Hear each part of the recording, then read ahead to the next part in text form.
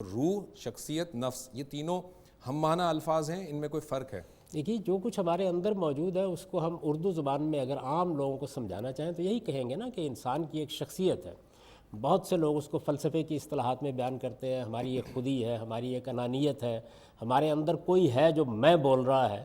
تو آپ سادہ تعبیر اختیار کر سکتے ہیں کہ ایک شخصیت ہے، ظاہر ہے کہ اس کا تجربہ میں اپنے بارے میں کرتا ہوں، آپ اپنے بارے میں کرتے ہیں، اور جب ہمارے درمیان مکالمہ ہوتا ہے، بات ہوتی ہے، تو ہم ایک دوسرے کے بارے میں کرتے ہیں۔ یعنی ایک نوعیت کا شعور وہ ہے جو میں اپنی ذات کا رکھتا ہوں۔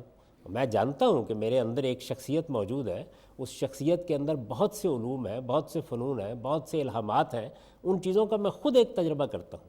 شاہد اول شعور خیشتن، خیش را دیدن بنور خیشتن۔ اور پھر ہم یہ بھی دیکھتے ہیں کہ دوسرا جب ہمارے ساتھ مخاطب ہوتا ہے، یعنی انٹروسپیکشن سے آگے بڑھ کر جب لوگوں کے ساتھ معاملہ کر رہے ہوتے ہیں، تو وہاں پہ ہماری شخصیت کا ایک شعور ہم تک منتقل ہوتا ہے، اور دوسرے کی شخصیت کا بھی۔ شاہد ثانی شعور دیگرے، خیش را دیدن بنور دیگرے۔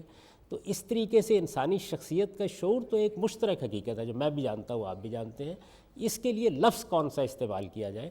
قرآن مجید نے اس کے لیے نفس کا لفظ استعمال کیا، یعنی اس شخصیت کے لیے لفظ نفس استعمال کیا ہے۔ ہمارے قالب کے لیے اور الفاظ اختیار کیے ہیں، اس کے لیے نفس کا لفظ اختیار کیا ہے۔ یہ نفس کیسے ودیت ہوا ہے، یعنی اس کے ہم تک منتقل ہونے کی کیا صورت ہوئی ہے، اس کو تعبیر کیا نفخت فیہ من روحی، یعنی گویا میں نے اس میں ایک پھونک دی۔